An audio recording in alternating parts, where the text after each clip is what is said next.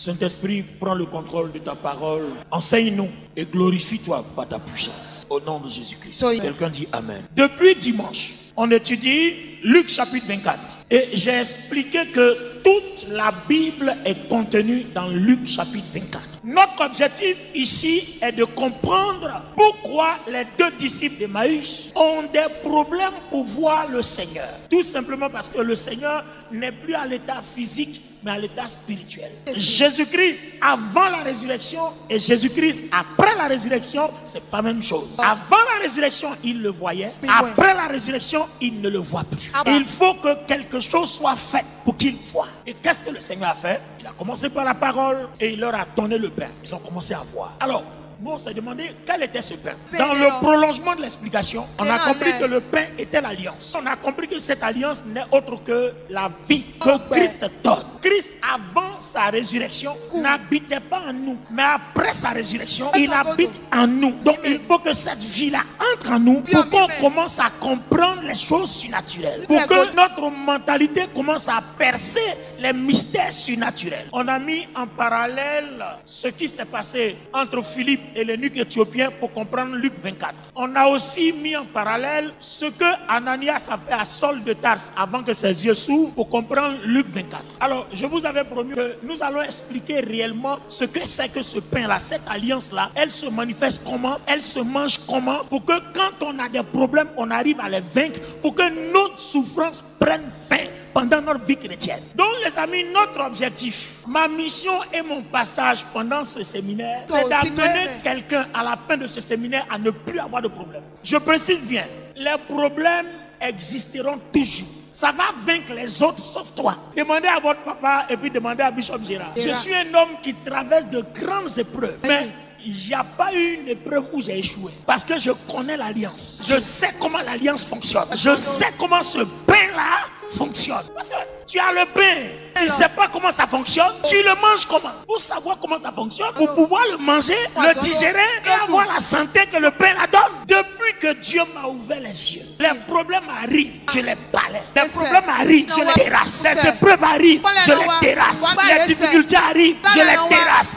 Difficultés financières, je les terrasse. Difficultés matérielles, je les terrasse. On ne va pas finir ce soir, mais avec ce que tu vas commencer à entendre ce soir, les problèmes vont venir, tu vas les terrasser. Les difficultés vont arriver, tu vas les terrasser. Donne-moi amen que j'avance. Alors, on va rentrer dans le mystère. Tout comme je vais aller prendre un autre passage, toujours pour expliquer la Bible dans Luc 24. Colossiens chapitre 1. Est-ce que la salle peut me donner un amen?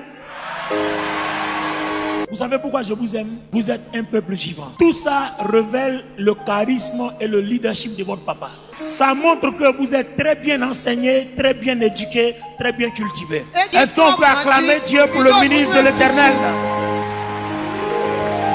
Acclamez le Seigneur pour votre papa. S'il vous plaît, avant que la puissance de Dieu commence, vous avez vu que le Seigneur a annoncé d'abord la parole aux deux. Il faut d'abord la parole. Tu ne peux pas commencer un miracle sans parole. Tu te bases sur quoi pour faire ton miracle? Toujours que la parole précède. Maintenant, il peut arriver que pendant que tu écoutes la parole, quelque chose s'opère. Parce que tu es très bien disposé. Je vous ai dit que ce que vous allez commencer à entendre jusqu'à maintenant va déterminer votre bénédiction. Amen. Prêtez attention. Colossiens chapitre 1, version 8 secondes d'abord. Vers au verset 24. On va voir comment ça commence. Je suis dans la version parole de vie de Colossiens 1 à partir de 25. Est-ce que vous avez entendu? Mystère caché à toutes les générations depuis toujours. On commence à comprendre pourquoi les deux disciples là ne pouvaient pas voir le Seigneur. Parce qu'en fait, voir le Seigneur après la résurrection relève d'un mystère. Soyez très attentifs. Voir le Seigneur après sa résurrection révèle un mystère. Les choses sont plus les mêmes. Jésus-Christ, né de Marie, on a mangé avec lui. Mais là, il est ressuscité, né de Dieu. Il est totalement esprit. L'heure vient. Il faut que les vrais adorateurs adorent maintenant en esprit. Ça relève d'un mystère que Dieu a caché depuis tout le temps. Dieu l'a montré clairement à ceux qui lui appartiennent.